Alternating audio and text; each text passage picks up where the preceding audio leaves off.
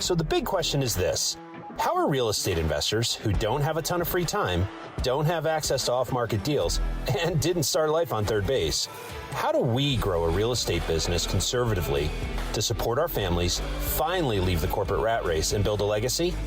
That is the question, and this podcast will give you the answers. I'm Ed Matthews, and this is Real Estate Underground. This is the Real Estate Underground podcast show, number 66. Greetings and salutations, everyone in Real Estate Underground land. How are you? This is Ed Matthews. Today is actually a really cool show. Not only is it a conversation with another real estate investor, which I'm always fired up about, but also this person has figured out a way to run her empire from someplace else in the world, someplace that I would very much like to visit someday. So Lauren Coates, welcome to the show, and thank you for your time today. Thanks so much, Ed. It's a pleasure to be here today and speak with your audience. I'm glad we're finally getting to catch up. So Lauren, and I usually tell my guests this. I've been stalking you online for a few months now, and I've all good. But I've been interested in your business and how you've gotten into this business and your perspective, which I think is really unique. And so, I wanted to get you on the show so that our audience could learn from you. So thank you again for joining us. For those folks out there that don't know who you are and haven't spent time stalking you, can you just kind of lay out who you are, what you do, and then we can dive in. Sure, I'd love to. So my name is Lauren, and I have a huge passion for travel. Since I was young, my goal was to travel and see the world. So it was quite serendipitous the way I came into my work. After traveling the world for many years, I returned to Los Angeles with the desire to start my own business. And there I was able to connect with some property owners, some developers, and start to run 6 rentals simultaneously. I quickly came into a lot of money and a huge cash flow that I had never seen before. And I felt like I need to share this with other people. So in 2018, I wrote a book, Airbnb Beginner's Guide, which is for sale on Amazon. And it was basically just a download blueprint, exactly what I was doing, exactly how I ran my team. And I was able to automate the business to then become a remote traveling host. So during the pandemic, there were some new challenges, which made me dive deep into market research. And I found that traveling nurses and doctors were the way to fill your Airbnbs during that crisis. So I quickly got a bunch of friends who ran Airbnbs asking me, how are you succeeding? And I just transitioned basically to be a consultant. Since then, I've been helping property owners develop their own marketing strategy, because as a property owner with real estate, you often want to set the conditions of who's coming into your home, that you're comfortable with. Obviously, it's such a huge investment. And that quickly transitioned to the need for a course, a kind of coaching program. We do it together. And also just the education, the general education about this financial path to freedom that I kind of found and am astounded, I'm going to be honest, at how easy it is. There's so much joy that goes into hosting travelers. And when you automate it and optimize it with a trustworthy team that's performing, this cash cow is unstoppable. So that's my message. And okay, I'm sold. Where do I sign up? Yeah. Yeah, so that's basically how I came into it and what I'm up to. Now I'm an educator, I'm a coach, and I'm a consultant for anything short-term rental. Excellent. Well, one of the things you said when we were talking before I hit record really struck a chord with me, and that is, how much, material is out there, and, frankly, how committed you are to giving back to this real estate community. And, it's something that, it's why this podcast exists, right? And, I don't advertise, there's no subscriptions. This is just, our ability as a guest and a host to kind of say, okay, here are the things, we're all, as I always say, we're all reading the same book, right? You're probably a few chapters ahead of me. I may be a few chapters ahead of somebody out in the audience. And, I think we've both been blessed with a lot of help and a lot of mentors. And so, mentors typically don't get paid. They don't get a piece of your deal. The way you pay back mentors is by paying it forward, right? And so I admire your approach, and that was actually one of the things that really resonated with me, and why I wanted to do this interview, frankly. So thank you. Oh, you're so welcome. I completely agree on every Yeah. single point. Yeah. So let's get into short-term rentals, both from a vacation perspective as well as for medical professionals has always intrigued me, right? I have a membership to Furnished Finder. I've kind of checked out, and we actually have one property, and it's like you said, it's gone ridiculously well. And I first learned the kind of the ins and outs from a lady named Robin Thompson, who's based in the Midwest. Actually, she's based in Florida, but a lot of her properties are in the Midwest. And she was kind enough to throw an arm around me and be a mentor for that one property. So, but I want to hear your perspective. And so the other thing is, from a systems perspective, right? To be able to actually run a business that doesn't require you to be there, right? It's not a job. It's a business that you own. And so, I want to hear, how you look at this type of business, and what types of systems have you set up to give you the freedom that you clearly have? Yeah, so I would say first and foremost with an Airbnb business, it kind of depends on if you're coming in to create a job for yourself. So Right. you're getting the 100% of the income, or Right. if this is a job that you really are looking to make passive and semi-passive. Right. So as it is your baby, your real estate, your investment, there's maintenance that goes along with it. It's Right. super important to have a trustworthy team. Yeah. So I So find true. that trust building with the property manager, with the host, is kind of foundational. And I do kind of exercises and expanding the opportunity for them to come back to me and show me how much they can handle and be reliable. So I would say optimizing that in a first level is going to be with your cleaning team. You really have to make your cleaners available. They have to be flexible. They have to prioritize you. And that's kind of a foundational part of like actually running the Airbnb. And the cleaners are also property managers. So they are looking for damage, they are reporting damage, they have to have a little bit of a wider skill set and availability to take a little bit more responsibility in the job. And it is a hit or miss really when you're working with cleaners. Either they're able to tune in to what's needed, or they are just kind of going on autopilot and putting your business at risk. So I'd say that's important. Yeah. So I'm curious, when you're bringing a new cleaner on, right, or a cleaning team on, how do you get them incorporated into your process, your culture, making sure that they understand what their responsibilities are? Is it as simple as a checklist, or is it more elaborate? I mean, how do you do it? Yeah, I would say it's definitely more elaborate. So I did develop a system based on, hiring and firing a huge amount of cleaners, which didn't feel good. So first and foremost, I share with them the checklist. I let them know exactly what's needed and what's expected.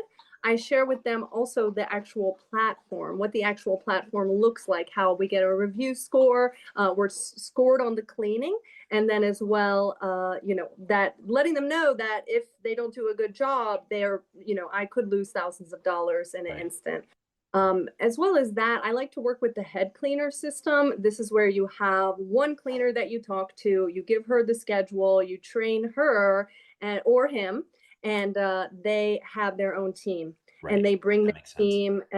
Yeah, exactly. So then they're interchangeable. After a few trainings, it's like that. Me personally, what I found worked the best being out of the area, I like to slightly overpay my cleaners. So I want to pay them top dollar. Smart. So they don't want to lose this job and they care about my feedback.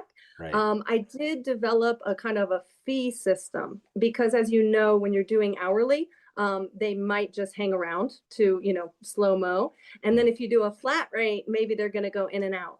Right. So I developed and negotiated a flat rate, and then I had a fee system. So I said, hey, I'm going to pop in randomly. I'll text you when I'm on my way, but I'm going to do an inspection. And if I find errors based on the checklist, you're going to be deducted $5, $10 penalties. And I use that as like an initial training, an initial kind of building trust, letting them know that they are accountable and responsible.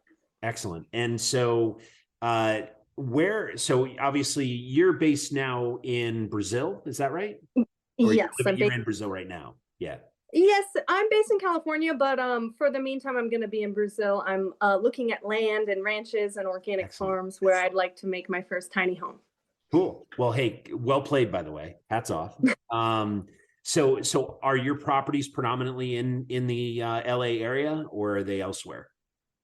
Oh, so I work technically with property owners. A lot of the Airbnbs that I'm managing and doing the strategy are in Richmond, Virginia, which is actually where Okay. I grew up, Okay. and Los Angeles. Yeah. Okay. And so when you're dropping by, you're obviously, part of your role here is to kind of swoop into Richmond every so often, take a look at the properties at a management level, and obviously you're doing a spot check on the cleaning services, and then heading home to LA, doing the same thing, and then gallivanting all over the rest of the world when you can. Right? Is that the model? Yeah, I would say that in the initial setup of the property, I really do that. So I'll hang around there and I will test the cleaners, build the trust with the co-host, with the emergency on call on site Great. assistance. Gotcha. Yeah. And then when I feel like the machine is well oiled, then I will leave. Okay. I learned that from experience because I just started and I was like, oh, you're going to be able to do it. And then I left, and then it was a huge expense to come back and Right. rehire, Right. And better to invest the time up front and get a team that's firing on all cylinders. And that way, you build a level of trust in them and vice versa, right? They understand, you become predictable in their world, which, everyone wants to be led, right? So it makes a lot of sense. Okay, cool. And so now I'm curious about your consulting business. So obviously, like in my past many years ago, I was a flipper, and we would come into a neighborhood and take a house that had not been loved in a long time, and throw a lot of love on it, and make it beautiful. And then invariably the neighbors would come, hey, can you do that to my house, right? And our answer was no, but we have references that will, we're more than happy to introduce you. So I'm curious, how did you make the transition from, host and owner of these properties to consultant with partners and clients? Yeah, I would say it was during the pandemic. A lot of Okay. Airbnb hosts were struggling and they Okay. saw and knew that I was succeeding. So through kind of my network of my referrals and I friends, and got you. I just Okay. getting tanking. And Yeah. then I got really into the data. I got really into AirDNA and scouring the internet for other techniques. Yep. Excellent. Excellent. And so, obviously, so past consultant, right? In my corporate world. And, one of the things a mentor of mine had said to me was, part of being a consultant is you have to think more broadly and for your clients, right? So that means, like you were saying, you're gathering the information and more data and turning it into information from a whole different bunch of sources, learning best practices over here and then applying them to the rest of the portfolio. Like, hey, that really works. I should tell that to the rest of my clients. And so, is that kind of the practice for you as well? Or are you setting them up and then, there's another process involved in terms of, doing quarterly check-ins and helping with asset management and all that? Yeah, I mean, I would say I work with aspiring Airbnb short-term rental Okay. entrepreneurs, beginning from scratch, going on AirDNA, looking at the research, really making a business plan and evaluating like what can this property actually get and Got it. what marketing strategy and positioning is needed based on the competitive rentals. So we do a deep dive into what's around you. What are Right. they doing well? What are they failing on? And then how are we going to outshine to make yours the no-brainer? So I would say it's really the setup, the research, and the positioning, and building the trustworthy team. But I also work with established Airbnb hosts already that are not pulling in the money that they want to do. And I would say it's a similar process. It's kind of I mentioned at the beginning about my world traveling because I really come to this as a traveler. I was on the road for about 7 years, living off of Airbnbs. Yeah. So I kind some people haven't had that experience where they're like desperately searching for a comfortable, safe looking listing. Right. And because they need to relax and they've been on the road too long. Right. So when I Yeah. when I work with both groups, it's really like showing the property owner, what do we need to communicate that the traveler is going to emotionally connect to, That makes a lot of sense. that's going to emotionally draw in the traveler. Yeah, and you come at it from such a unique experience because you've been that guest, right? And you've had that experience, which is invaluable. I can only imagine. So when you're looking at a property, so one of the things I'm fascinated by is the hosting guests, right, who are traveling for vacation or pleasure, and medical professionals who are traveling because of work, right? And so two questions really. One is, how do you decide which model is appropriate? And I guess the next question is, do you even have to decide? Is there some sort of cycle to it that you can do both? Oh, definitely. So I'm mega passionate about reverse engineering the lifestyle goals and dreams of the host. We can have our own business. Okay. Yeah, but if we are a slave to the operations and it's not giving us the freedom that we actually desire, that's not needed, because Airbnb offers that ultimate flexibility. So I would say the first point is, how much work do they want? Do they want to have 2-day, 3-day turnarounds where they're texting their cleaners, making sure their cleaners came in, or are they paying that 15 to 25% for a co-host to run everything for them? So yeah, I would say the minimum night count, as well as the strategy of who we're going to target, also has to do with their comfort level. Obviously, a lot of property owners would love to have traveling professionals who have a big budget from their company, which happens to be the Furnish Finder model. So I encourage the host to review the data of the local market, run the numbers. Is it profitable if I hire a co-host? Is it not? Okay, can I just do longer term rentals for professionals, connect with some real estate agents? People are coming into town. They need a safe place to stay where they look for their dream home. And, we go on that longer term. So there are different profit margins on both models. And the flexibility is you can kind of flip between them. So you could start as a DIY, doing everything yourself, training the cleaners, things like that. Then you could, hire someone to take care of some of it for $20 an hour, however much you want to spend. And then you could also just take this and scale. And while you're looking at new properties and you're kind of busy, make a minimum night count that's longer, so you don't have to do any extra work with the turnarounds. Gotcha. Okay. And so, I'm curious about the profitability. Like, the metric that I've always heard is, with a single family home, if you can rent it out on a monthly basis, an annualized lease, you can get hypothetically $1,000 a month. Invariably, with a short-term rental, you can get, somewhere between $1,500 and $2,500 for that same property, given you got to manage the moving parts of that. But is that realistic? Yeah, I would say it definitely depends on the property. So some in the location, obviously. So some properties, they don't even have to be in a good neighborhood. They just happen to be in a great market. There's the supply and demand is in their favor. So they're getting, let's say, $300 a night on Airbnb, and they're doing 2-day turnarounds and they're managing it all themselves. Well, wow, they're looking at $5,000 in profit, but they are doing the work. But they're humping, right? They're doing a lot of work, right? Yeah. Also, if you're providing a unique experience, like if you have a ranch or a bungalow in a unique next to a river, and you can kind of brand it as a weekend retreat and have some yoga mats and some board games and kind of frame it, then people are willing to pay more for that. If you have just an economy furnished place, really basic, there's nothing really sparkling or special about it.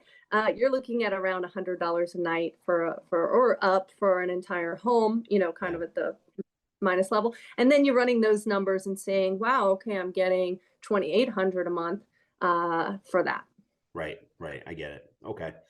So the other thing I'm curious about is, host versus super host, right? And obviously being a super host is really advantageous in terms of, you get preferred listing, you're in a preferred spot in the listings and a whole bunch of other stuff, which you know way more about than I do.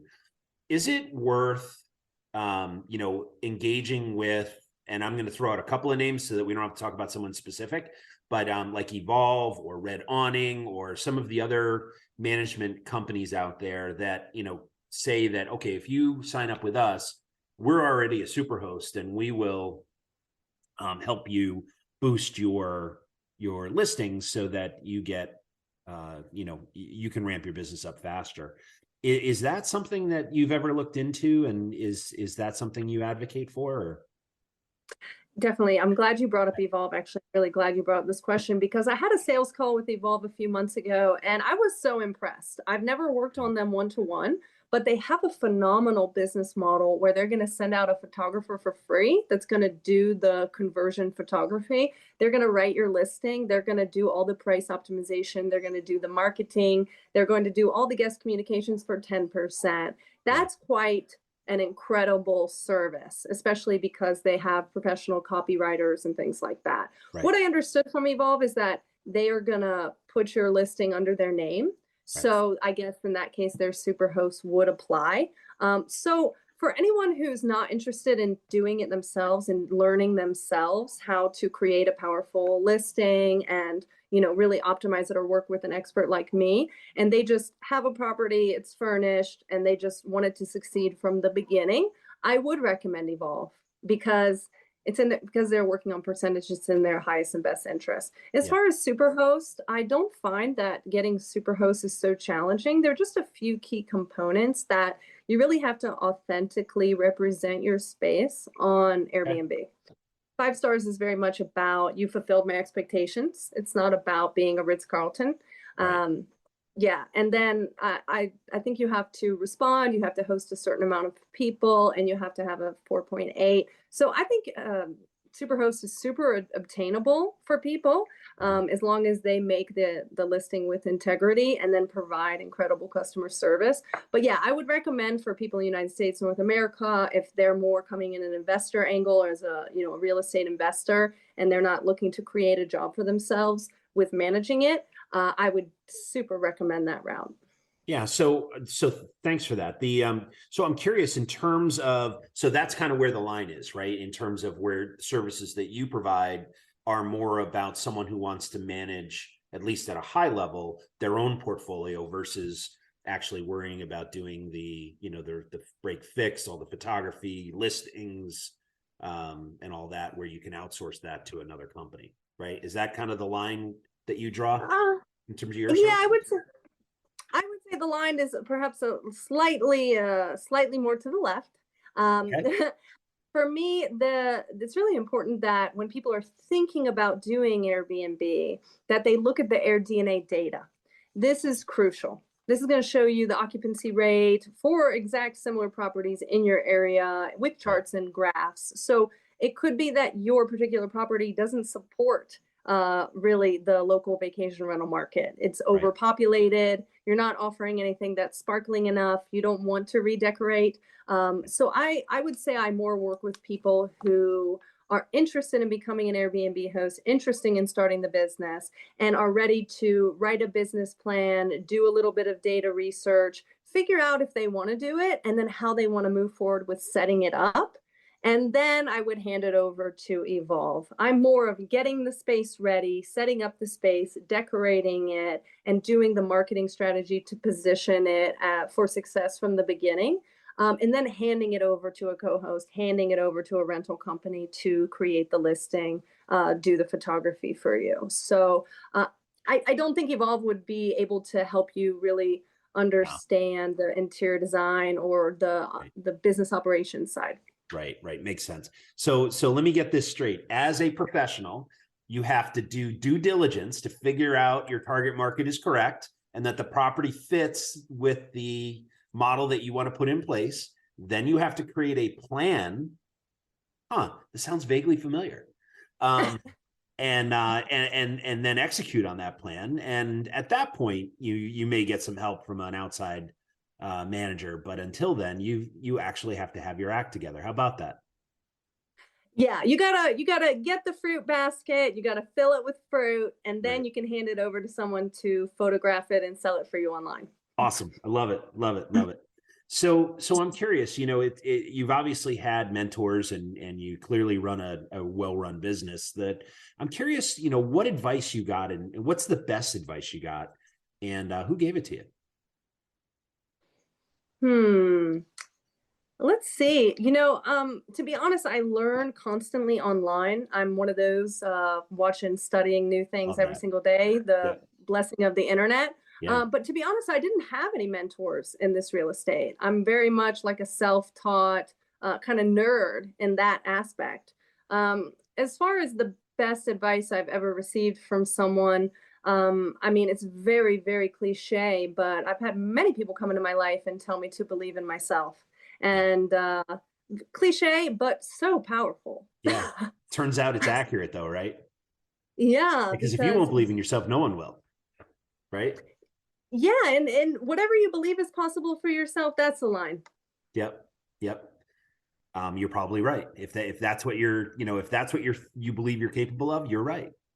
Right. So the other part of that is expand your horizons because you never know what you're capable of. But that's kind of a next level thing. So, okay. So, one of the things I'm always asking about is, leaders, investors, leaders tend to be readers, right? And, reading today is kind of it's an amorphous label, right? Because, people consume information in so many different ways. I listen to audiobooks. Sounds like you listen to videos and watch videos. Other folks, still believe that the tactile book and turning of the pages and all that, they feel, it feels good. And that's what they do. And others go to seminars and webinars and all that. So I'm curious, is online study, is that predominantly your mode of learning and who are you paying attention to these days? I'm just curious about that.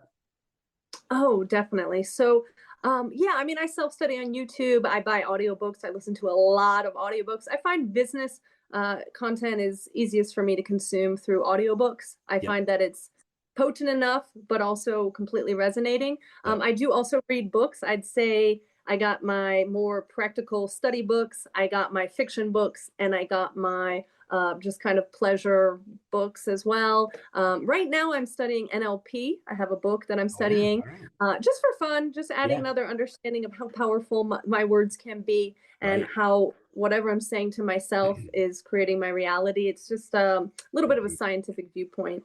I'm a huge fan, and in fact, I'm a devout follower of Mr. Tony Robbins. So, he is Yes.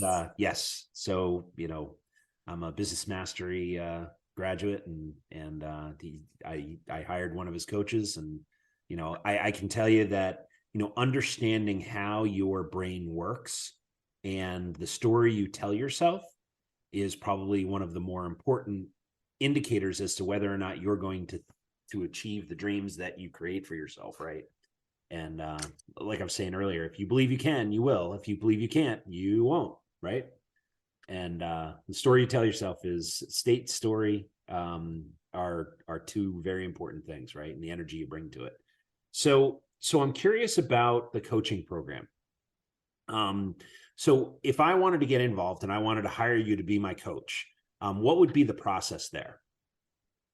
Amazing. So, first and foremost, we'd probably jump on a discovery call and Okay. we'd talk about what are your financial goals? Tell me about your property or tell me about this property you were thinking about getting Okay. into either through arbitrage, something like that. And then we would really dive into how you see the business. So, I want to see the big vision. Are you working? Are you sipping pina coladas? Are you have a trustworthy co-host? I really want to get the full picture. Yeah. And then I'm going to, with you, kind of reverse engineer the first steps. So I think from this discovery call, you'd kind of understand like, okay, what are the first things that I need to pay attention to, that I need to look at? What's my homework? Right. So I would give you some homework. Yeah. And then once you've done your homework, we would come back together and then we would jump into the course.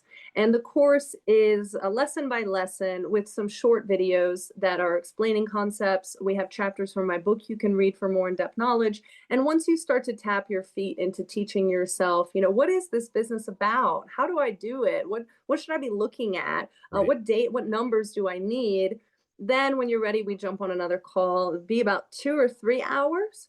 And that's where we're really going to fine tune and hone in on exactly what your offer is going to be, what your next steps are. And then you continue learning and we communicate by email with any questions that you feel stuck. And we can always jump on another call to bring you some clarity. But I do find it, I don't know how you feel about this, but when I started my own business with Airbnb, I was excited. I woke up and I was like, today I'm going to go deep clean this apartment and go to IKEA. And like, I was getting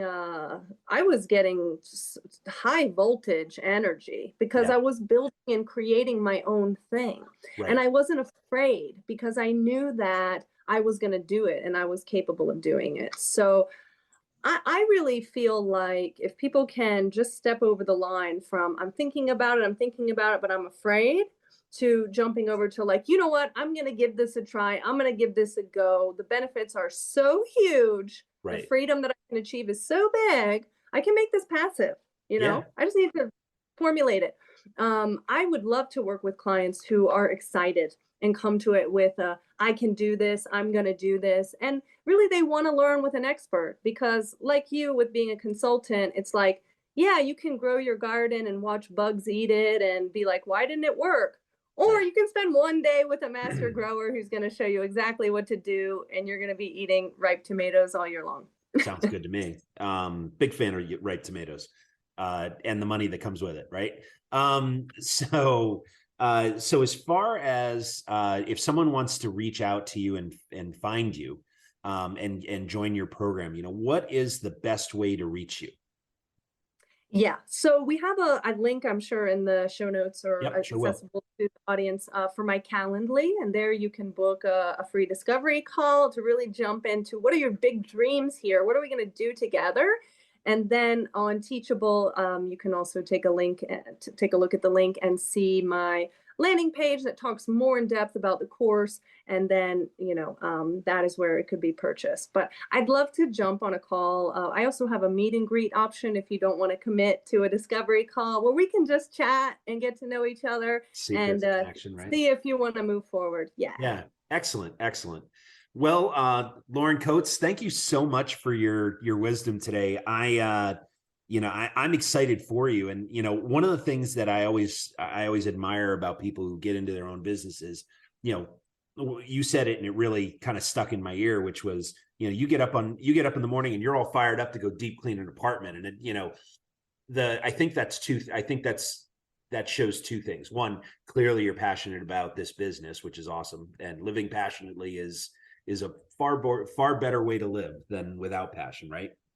But the other part of it is, it's clear that you figured out why you're doing this as well, right? And, I suspect that is from the freedom that you have to be able to do what you want to do when you want to do it and not have to email a boss or pick up the phone and call her and say, hey, can I have Monday, Tuesday, Wednesday, Thursday, Friday off next week? Because sometimes the answer is no. So that must feel good too.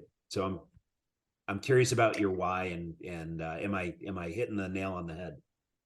Yeah, you've completely hit the nail on the head. As I don't know how many viewers will connect with this, but I've always been a free spirit. I've always marched to the beat of my own drum. I've always had visions for what I was here to do. And people would tell me, why don't you do this or do that? And I just don't feel it. But when I feel it, wow, I have endless power. Right. So it really, to be honest, it pains me a lot to see people working in jobs that they don't like and with bosses that don't treat them, with enough freedom to take care of their loved ones or whatever they need to do. And I've never been a big into, conforming. I think I have like a limit to how far I can compromise. So for me, I just I have these golden keys in my bag.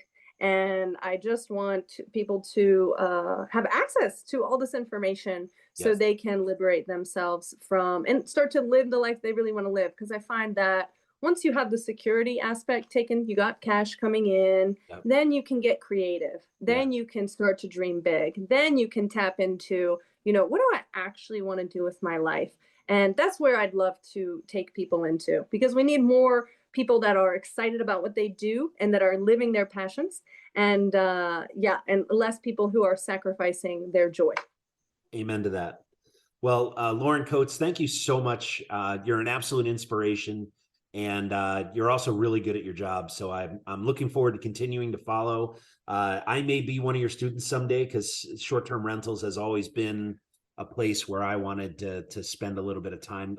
I get something out of creating a home and delivering that for our residents, but there's something about being able to serve folks that are just looking to get away and kind of turn it off for a few days and give them a wonderful place that they can be really excited to be in and have fun and spend time with family. And the other part of it is there's something to be said for serving the medical community as well, because they have one of the hardest jobs, as evidenced by the last 3 or 4 years, that you can possibly imagine. So being able to serve them and give them a clean and safe and happy home is also really inspiring. So Lauren, thank you so much for your time. Congratulations on all your success, and I look forward to hearing more as you grow your own empire. Thanks so much, Ed. I really appreciate it. One last thing I'd love to drop for the audience, that like you just stated, the amount of gratitude and thank yous that you get from your guests, that is so fulfilling. I know few businesses where your clients actually send you love letters after the service. And that's very common with Airbnb. So it may be intimidating at the beginning, but when you implement a trustworthy team and you design a beautiful space, it's really running on autopilot. It's not stressful, and the money is so large with real estate. And of course, you can always invest in a multifamily and then set up a few Airbnbs inside that multifamily. You have to check the legality. And then you're really just printing money, I'd say. Hear, hear. All right, Lauren. Well, thank you. And bon voyage. Thanks, Ed. All right. Nice to see you. This has been the Real Estate Underground Podcast, a Clark Street Capital presentation. Thanks for joining us. If you're enjoying the show, please remember to subscribe and share it with your friends. If you'd like to learn more about Clark Street Capital and our upcoming projects, please join our investor club at clarkst.com/join. Until next time, happy investing.